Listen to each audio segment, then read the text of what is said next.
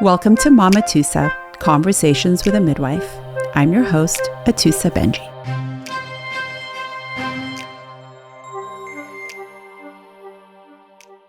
A quick note before today's episode. This show talks about birth, life, death, and all the complexities in between.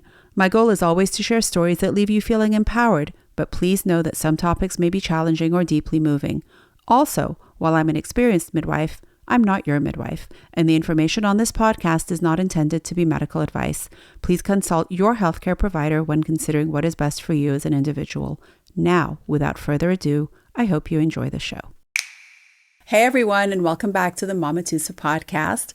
My guest today is Shadi Behroozan, and Shadi is a mama. She is a holistic health coach and actually an attorney by trade who got inspired to help people get healthier. We talked about her early years and what helped her navigate into connecting with her body and with her own personal health. We talked about her journey as a former attorney and how truly finding her life's purpose is in helping people get healthier.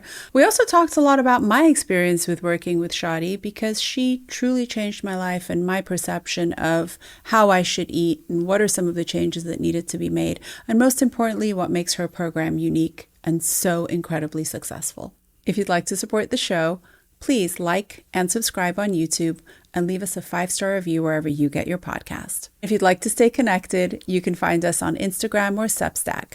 And now, without further ado, my guest, Shadi Behroozan. Welcome, Shadi. Hello. Hello. Today is the 1-year anniversary of the Mama Tusa podcast. So That's you so are, exciting. I know, you are the first guest of my birthday, of Mama Tusa's birthday. So I feel so honored. I'm honored to have you. And Mama Tusa is learning how to walk. So we're moving. It's not perfect yet, but it is moving along. And thank you to all the viewers and listeners who've been supporting us. Shadi, so much to talk about. I want to talk about the night that I saw you at an event, because it shined so bright for me that night, even though it was not a bright night. I think we're actually at a memorial service. Yes, we're at a memorial. And we're at a memorial. And afterwards, they served a meal. And I remember just looking at you and being like, I have a question. And we started talking because you are a nutritional health coach. At first, I was a little bit like, what's that? And what do you do? And I was a little pessimistic. But tell us exactly what you do. So I do nutrition coaching, and I mix it in with a little bit of an accountability. And the reason why I do that is because I find so many people go to nutritionists and they go to their office, they get weighed in, they get a diet, they get a little diet plan, and they're like, okay, I'll see you in a month, and that person for that month could be doing things right, could be doing things wrong, could be hurting themselves, all of this stuff. And you go back a month later and either the sale goes down or too much, or it doesn't go down at all. And that nutritionist has no clue why. So the way that I do it is that when people come to me, I have a questionnaire and I really mold their plan according to them and their life, their exercise even. It really just matches their ability with their schedule, their physical ability and all that. And we make a plan. And I have my clients send me pictures of their food because I want to see what you're eating, how much you're eating, when you're eating. And that really gives me a window into how my client's body works, their hunger cues, what they need, what foods give them bad reactions, what foods work for them. And I remember when I saw you that night, you started asking me all of these questions, and I was like, is she testing me? As I do. Yep. That's my way. So yeah. So you asked me about GLP-1s, and you asked me about certain foods, and that you just kept listening. You're like, And I'm like, okay, what's happening? Yeah, what's she going to do with this? Yeah. Strange woman. And then, not strange woman, but just I've known you forever, but it was just funny because I was like, no one's asked me this many questions. It wasn't just it was making conversation. It was rapid fire. It was more like, is she trying to test me? What's happening here? So it was really funny. And then you called me 3 months later or something? I did. I called you because after years of recovery from not binging and not doing crazy diets and just kind of eating 3 meals and a snack, quote unquote normal, And the scale had a number on it that was nothing it had ever been before. And I just remember looking down being like, am I holding a backpack? Like what? This is broken. Like what in the world is going on? And I got down, I was super sad and really down on myself. And also like hormones are changing and sleep is changing. And my work is intense. So I might be up for 2 nights in a row, you know, helping someone have a baby and then trying to recover. And in the early days when I was working at the birth center and we had birth after birth after birth after birth, we would, you know, finish a birth at 3 a.m., wait for the breakfast place to open at 6 a.m. And we were like eating pancakes and coffee, you know, after being up for 36 hours, which at this age, which is now over 50, is my body was not accepting it. Right. So the weight was just kind of slowly coming on. Right. And I have magical clothes that just kind of stretched with me. And I didn't realize. And I remember I was so sad because I was again going to start doing this Weight Watchers food plan. And this little part of me was like, I got a voice. I really believe I got a voice straight from God, like Moses burning bush style, that was like, call Shadi. And I was like, huh? You know, call Shadi. I was like, you know, what's the harm? Like, what's the harm? And what I liked about your answers that night was that everything was very rational, very evidence-based, very practical, which is why it was kind of rapid fire because I was in my information gathering phase. Right. And I was like, what is this woman doing? Tell me more. So I apologize if I put you on the spot. That was not my intention. That was fun. She's like, I like the challenge. And so I called you, and the first 3 weeks of working with you were absolutely horrific. I would stomp. I would curse to myself. The number of FML texts that I would send you, like you would give me feedback and I'd be like, FML. Yeah, I remember one that time now. You responded, you were like, stop saying FML. This is you taking care of yourself. And I always say that sending pictures of my food, if you had asked me to send pictures of things way more private, I would probably have done it easier than sending pictures of my food, because that is probably my oldest, most intimate relationship. So telling me to send a picture of something within a relationship that is that intimate was horrifying. And the nitty gritty of like, I remember I would get a text from you that said, you need to eat. It's been 3 hours. And I'd be like, oh, okay, I need to eat something, you know? And then I would send like, oh my God, what did I send? Beef jerky. I was so proud of myself. I was like, this is a high protein snack. Boom, beef jerky. And you're like, nope, something else. Yeah, because that one was full of sugar, right? Stop. Yes. Yeah. So I remember all of these texts. Flavor. Yeah, I remember all of these texts, honestly, because I was so hyper focused on you, because I remember like you really, I'm going to tell you, out of all the clients I've ever had, you had such a mental hurdle with food. Mental, like, I remember you would text me like the funniest things, like, I'm weak, I can't breathe. And like, you would say stuff. I'm like, like, what is she saying? Yeah, like, I'm dying. And then, I'm dying over here. And then Shadi. I was like, am I doing something? I really thought, I was like, am I doing something wrong? I started to doubt myself as a coach. I was like, wait, I've done this like 100 times, but she's different. Maybe she has a medical condition like that I don't know about, or something's happening. And then I said, no, I gave myself reassurance. I was like, no, you've done this 100 times. This person's no different. She just has a mental dependency on food. And I think a lot of it had to do with the fact that you are a midwife and you are constantly giving to people. And I really took that into consideration, because I was like, no, this person is constantly out and about at other people's homes, up at all hours of the night.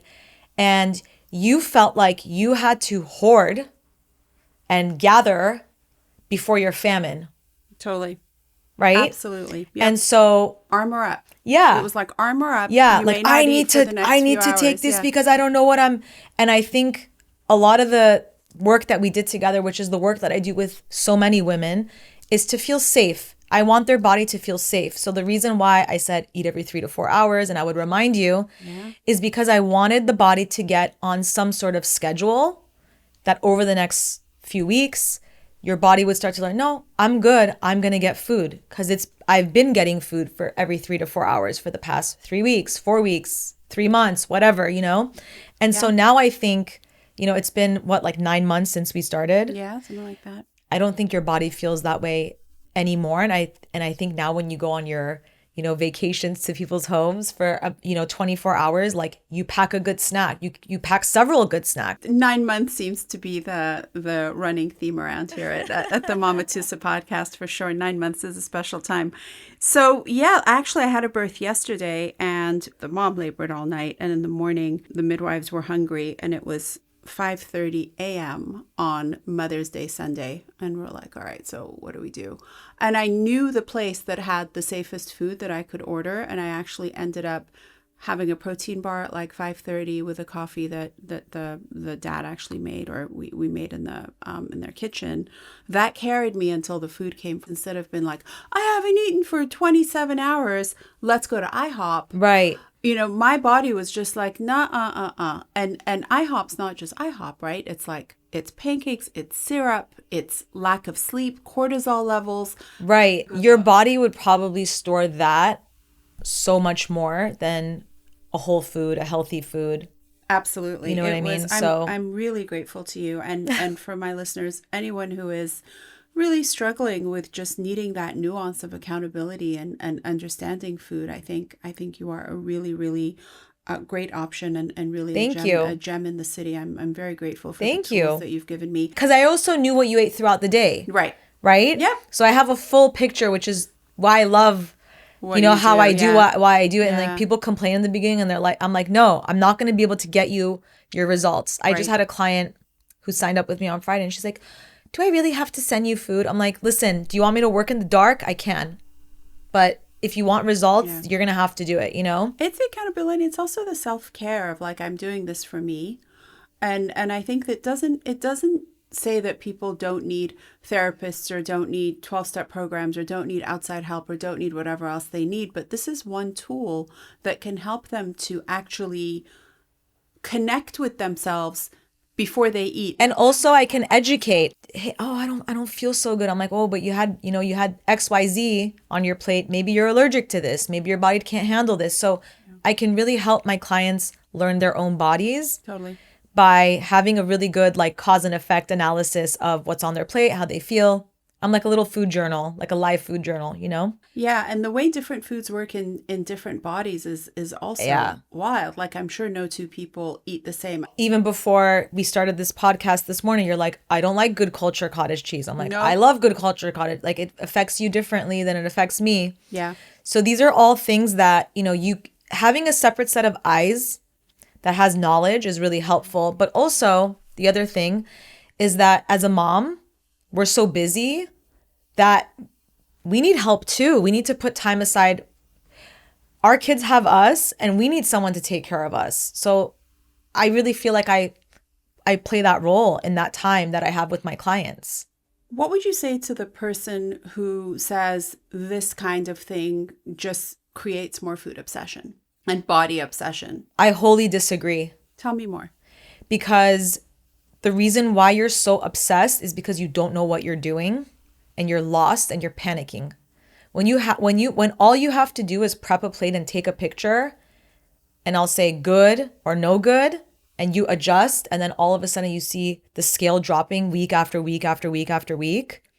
How is that food obsession? You become less obsessed. You just know exactly what you need when you need it and you do that on repeat. And your body, it adjusts. Bodies like ritual. Absolutely. They love that. Like, I know that I can have this, and this, and this, and my body's like, we're good. Yeah, exactly. And go off it a little bit, and the body's like, I'll give you a little grace period. But then it's like, nah, we're not doing that too. It's like, I almost wish I had a coach too right now. And I'm actually considering like hiring somebody because I'm like, I can't keep thinking about this anymore. I need someone else to think for me. Yeah. Because it is creating like fear and it's like fear of the unknown. Yeah. It's a little bit of panic. And our bodies change. Our bodies change as they do throughout womanhood, especially where we're in our, able to have childbirth, birthing years and then we go through the stages of perhaps having a child or not in the postpartum period and then menopause and the body is just it's constantly, It's not fair almost. It's a moving target for sure, because even throughout the month we're fluctuating with water weight and hormones It's and nuts, all the things actually. that we're doing. It's nuts. I will tell you, this is the first time that I have been able to keep weight off, and my body is just like, oh, okay, this is kind of a good weight. We're kind of happy here. Whatever, 30 some odd pounds. And the funniest part is that there is now such a like eye rolling when someone asks like, oh, have you lost some weight? Yes. Are you on Ozempic? No. Sure. And Wow. It's like, no, I promise I'm not, but there's just, I think we've lost hope in the ability to lose weight without drugs. And that's not to say, don't get angry, people. If you need to use whatever you need to use, I honor it. I support it. I'm just saying that I think that that's not the only way. Definitely not the only way. And I think, look, I'm not menopausal yet, but I will be there soon, like in 10 years. And I don't think that diet and exercise alone is going to help me at that time. But if you're going to go on these drugs without having a proper foundation, you will be so sorry. I remember years and years ago when people did early bariatric weight loss surgeries, they actually had to go and see a therapist for a certain number of visits before they would do the surgery in order to just sort of like talk about lifestyle and the psychosocial component. I think that perhaps maybe more of that should be done for people who are taking these drugs that enable them possibly to lose weight so quickly. And you lose, 80, 85 pounds, 100 pounds by being helped with a drug, not because you're not doing other stuff, but that doesn't change the way you look at food or you treat yourself or the way you are psychosocially. I think that when you don't have the tools to be in a new body, you're a different person. There is an identity. I mean, even for myself, sometimes I feel so lonely sitting at a table where people are eating cheesecake and having this and having that. And I just know it doesn't work for my body, but it's almost like, who am I? Like, Right. I was the first person to order the cheesecake. I was the one to invite you out to cheesecake. Like, forget going out to a meal. Like, let's just go out to dessert. I was that person. So who am I now? Right. Who am I when I'm the tired midwife at 5 a.m. and I just need that warm coat of being held, but it's not with a pancake. Exactly. Who am I? So see, I think for you, it was really a dependency on the food making you feel a certain way. Absolutely. Whereas I feel like food should really just be a fuel source to run your body. And that's how you should think about food. Now, do I eat cheesecake once in a while? Absolutely. I had cheesecake on Friday night. Tell me about your weight and body journey during your pregnancies. This is actually very interesting because I was pretty overweight as a kid. And then when I hit early college, like maybe my first year or maybe my last year of high school into my first year of college, I got a car, I started driving to the gym, I started, eating better. And that lifestyle really just stayed with me for a long time and well, forever. And then when I had my first daughter, when I was pregnant with her, I kind of just took it easy. I would walk, I would do Pilates, and I had my second daughter shortly thereafter. Yeah, they're back Same to back, thing, yeah. walking, Pilates, and I really just gained like 20 pounds with each. And yeah, it was very hard for me to lose those 20 pounds. I think I would have like 10 left over after I gave birth, and it would take me like an entire year to lose that 10 pounds. Yeah, sounds about right. And so I took a really long gap, and then I had my third, and with that pregnancy, because I was so much more fit than I was when I had the first two, like I was very muscular, I was lifting crazy weights, I was eating a lot, I was like in athlete mode. I was like, I'm going to keep this up. I was looking at all these women on Instagram, like throwing kettlebells over their heads, like 60-pound kettlebells while they have like this big belly. I'm like, I can do that too. And then like, I couldn't because I was so much older and the pregnancy was so different that every time I tried to work out, for like even 5 minutes, I would end up laying in bed all day. Wow.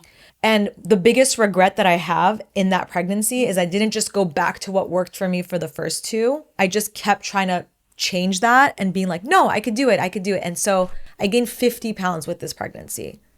I was the biggest I ever was. And when I gave birth, like the other problem was like I barely had any help. It took me a year to just start working out, Mm-hmm. And then when I actually got help and I started working out, I got a crazy ankle injury. I rolled my ankle. I almost dislocated it. You know, it took me like 6 months to get back. So it's been a journey for sure. Some hurdles, yeah. But I think my approach is extremely different in that with my first 2 kids, it was like restrict, restrict, restrict, eat as little as possible. And with this one, because I have so much more knowledge now that I have a nutritional background and I've coached so many people, it's like, no, we don't need to restrict, restrict, restrict. It'll be slower, but it'll be healthier. Absolutely. You know, so I love teaching my clients that too. Did you like being pregnant? No. Tell me more about that. What, does everyone come on here and say they love being pregnant? You know what? We've had all sorts of different guests, but I love hearing people tell me about their births and their pregnancies. Yeah. Until I had my 3rd pregnancy, because my 3rd pregnancy, I actually didn't mind it anymore. I loved it. Oh, interesting. So it evolved. I hated being pregnant the first 2 times. But the 3rd time I had like, my kids were at school. I was in bed all the time. And I was like, oh, it's so sweet. Look, you know. But it's uncomfortable. What do you think changed? I grew up. I think I grew up. Wisdom as we get older, maybe. Yeah. Like appreciating it or something like that. First of all, I really appreciated it because I think like I get pregnant very easily, thank God. But I think in the 10 years between my children, seeing so many people, you know, not have an easy time, I felt very, very grateful. And also I had a better relationship with my body by the time I was pregnant with my 3rd. That's huge. You know, I felt like because I became so much more athletic, I always played sports and stuff, but I really, really like, I honed in on the strength training and stuff like that before I had him for like 5 or 6 years. Yeah, I've seen your reels. Those kind of crazy stuff. Thank you. It's a little scary. Yeah, I was just like, I had more reassurance that I was going to be okay after he came out. Yeah. So I wasn't as angry about it, I guess. I really became at peace with my body being pregnant with him. Yeah. How were your deliveries? They were all C-sections. They were terrible. I mean, the first one, scary, but it was quick. Why scary? Because first of all, I was going to have a natural birth. And then like a week before she was due, or a week or 2, they're like, oh my God, she's breech. And I had such low amniotic fluid, they couldn't turn her. And so like I went 9 months thinking I'm going to have a natural delivery. Birth, yeah. And then that happened. It was nice though. I had a great doctor. I did get like a really weird indentation on that area, which I still have, which on the incision sucks. site? Yeah. Doctor tried to fix it the second time. It got even worse. No infection or anything. Just no like infection. It's just so like, it was like so puffy and so like, it just looks so weird. Like after I had the second baby, I couldn't even button my jeans because there was like a puff there. It was so weird. There was so much scar tissue. Yeah, granulation tissue. Yeah. So I had an amazing plastic surgeon take out all the scar. And he's like, oh my God, it was crazy. I've never seen a C-section like this before. He's like, you weren't even sewn back up together, like all the way. He's like, that's why it was so like, you know, bulbous, I guess you could. It's like, what's the word for it?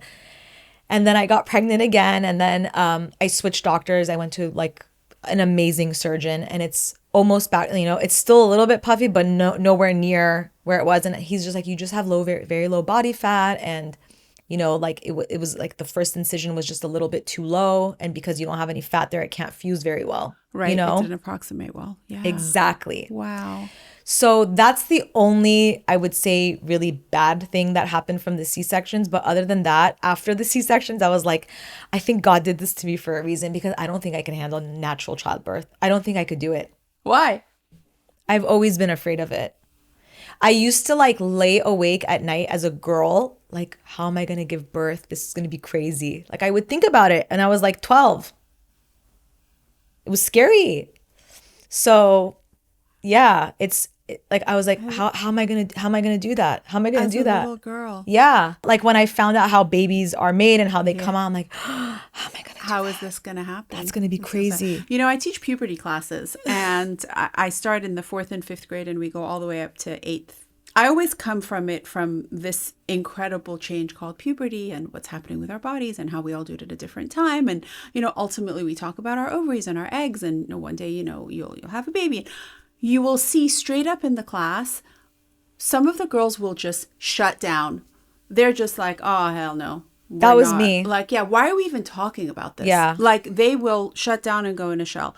Otherwise, other ones are fascinated. They're like, tell me more. Like, what? There's like, oh, I sort of knew about that, but what do? You help people have babies, and one day maybe I'm going to have a baby, and they're infatuated with it. Other ones are a little bit on the fence. I was like, there's no way I'm going to be able to do that.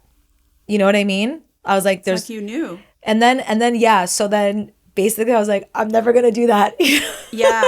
And so your baby was in there going, mom's not down. We're going to go into labor. I'm going to be squeezed for 24 hours and they're going to cut me out anyway. I'm going breech. Yeah, exactly. Honestly, and probably. I know that doctor, he doesn't do vaginal delivery. It's a breech. We're good. My daughter and I are like really best friends. And I always say like, because she was breech and then she was facing me. I'm like, she was giving me an internal hug. That's how I feel. And she was born on my birthday. So we're like little soulmates. I always say she's like my little soulmate, So cute. So I was like, she didn't want to come out. She was just in there. She just wanted to keep hugging me from the inside. I love hearing your angle because and this is why I love the guests on my podcast, because while for some people, for me, I'm one of those some people, I loved being pregnant. It was like the best thing ever. It was like every harmony vibration in the universe I was one with when I was pregnant. Wow. Right? Give me the postpartum period. I wanted to like run away. And other people are completely the opposite. They do very well with the postpartum period. They can't stand being pregnant. Everyone has their own nuance of this. And I'm so sad when people try to make it seem like everyone has to have the same feelings. Like, you're pregnant, you are a woman, you should feel at one with the universe. But I don't. We need to honor that too, right? Because if we don't talk about it, how sad would you feel? Exactly. Did you feel isolated in that feeling? No, I feel like I had supportive friends who were like, they understood my feelings of like not liking to be pregnant. And I had one friend who said something really wise. And she's like, you either get a good pregnancy, a good birth, or an easy baby. She's like, you get 2 of 3. You don't get all 3. And it's so true. That is so funny. It's so true. Anxiety, depression, any sort of mood disorder with any of them in the pregnancy? With the first one, I think for sure I did afterwards because I was extremely alone. Like I really raised her alone. I didn't have help. Like there wasn't much family help. It was just really just me and her together every day. And I was like Groundhog's Day with her. And she was the worst sleeper in the world.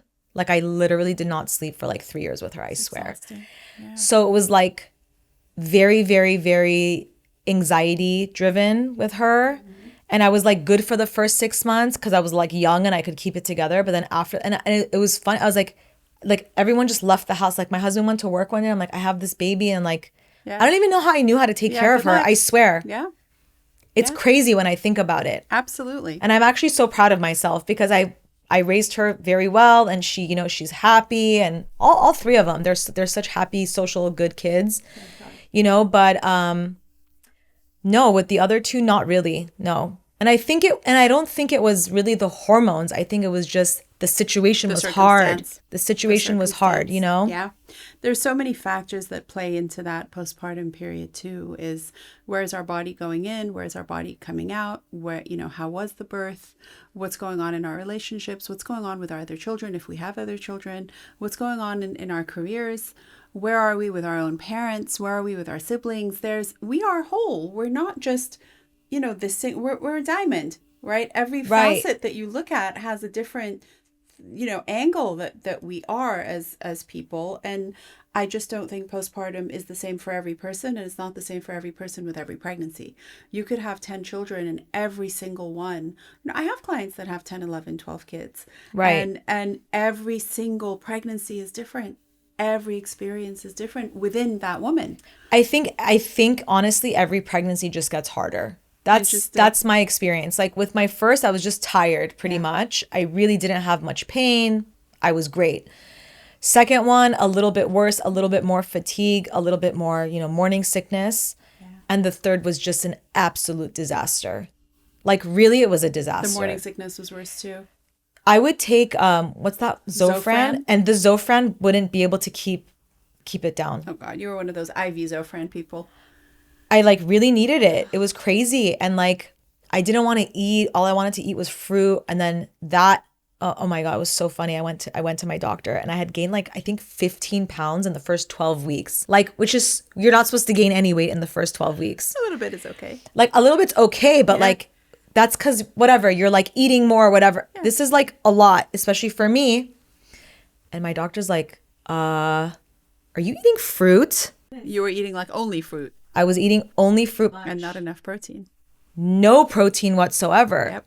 And I wasn't moving. So I think all the sugar was just sticking to me. Yeah. He like practically put me on that diabetes diet. The you know, what is it called? The pre-diabetes diet. Yeah. It's like very, very low glycemic. Very, very low glycemic. And it's so funny because I actually didn't gain a single pound in the second trimester, which is so weird, right? You kind of which meant I was probably like losing a little bit as the baby was growing. Yeah. But then you gained like 35 pounds and then on the third trimester, I just oh my God. Yeah. Because he must have freaked out. So there was some nutritional deficiency, some metabolic. I think my placenta wasn't working or something. Well, it was something you weird. Had low amniotic fluid too, right? On the third one, I did too. Yeah, I had low amniotic very low amniotic to the point where they made me do an ultrasound like every single day. Yeah. For like the last month or something. It was low nuts. Amniotic fluid tells us that the placenta is not functioning at its best. Oh, really? It's starting to get tired. So in a lot of the counseling that I do, I counsel on very high protein throughout the pregnancy once the mother is able to actually keep food down. Right. The first few months are just like, a lot of people are mostly just carbohydrate based. Right. Because it doesn't make them feel nauseous. So they're having crackers and plain pasta and rice just to sort of quell that nausea. But then after that, like once you can keep food down, I actually have them keep a diet journal, right? I become like a Shadi of sorts, where I'm like, all right, what are we eating? And I have people count their protein.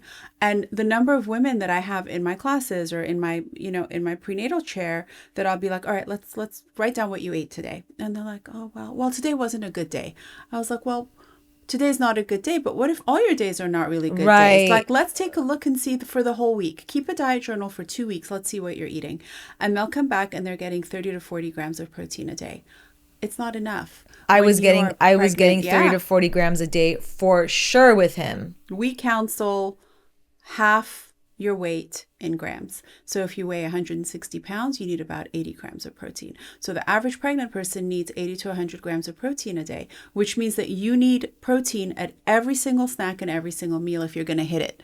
If you skip a meal with no protein, there's no way you're going to hit it. Eat a 32-ounce steak. It's not happening. So, and they feel better, they do better, the rates of hypertension go down, the rates of preeclampsia go down, placentas function better, the kidneys function better. Wow, that's crazy. It just works. I didn't even know that. Yeah. It works really, really, really well. Yeah, I didn't even know that. So there was some nutritional deficiency for sure going on in your body. How did you lose the 50 pounds as we wrap?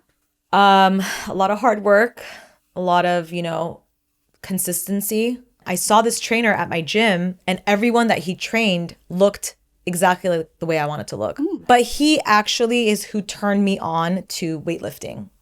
And he made me realize the importance of, like, I was just like one of those chronic cardio queens, trying to like just burn calories, but I was literally burning myself out and I was burning my body out. I burned through all my muscle. My metabolism was crashed. So he really, the knowledge that he gave me really solidified the foundation into which I coach my clients now, because so many of them are like, can we just go running? And I'm like, no, like you need to lift a weight. You need to do Pilates. You need to do something that stimulates your muscle fibers, because that is going to get you to like get out of this hump. You can't constantly be dieting. Right. Amen. It's not healthy for you to be in a constant caloric deficit for the rest of your life. Nor for your head. Right. I don't think we're really designed to chronically diet. Exactly. It's always so great to talk to you. So good to talk to you too. I always learn something. It's really a gift. And thank you for all you've given me. Check her out, Shadi Behroozan. What's your Instagram handle, friend? Body by Shadi. You'll check out Body by Shadi and bodybyshadi.com. There you go. And you'll find it in the show notes. Until next time, my love. Thank you. Keep sending you a picture at lunchtime. Thank you. Bye. What an amazing conversation with Shadi. I'm so honored that she took the time to be my guest. We talked about body image, body changes, accountability. We also talked about why people are most successful when the goals they set for themselves are not only attainable, but achievable and sustainable over time. That's it for this week. Thank you to Shadi Behroozan for being my guest. If you'd like to support the Mama Tusa podcast, please subscribe or review us. Also, make sure to check out my newsletter, Mama Tusa Monthly. Mama Tusa is hosted by me, Atusa Benji, and produced and edited by Josh Stretton Carlson. Our theme music is composed by Mehri Lalazarian. If you'd like to support the show, please follow and review us on Spotify and Apple, or subscribe and like us on YouTube. This show is for informational purposes only and is not intended to be medical advice. Always consult with your healthcare provider when making medical decisions. See you next Tuesday.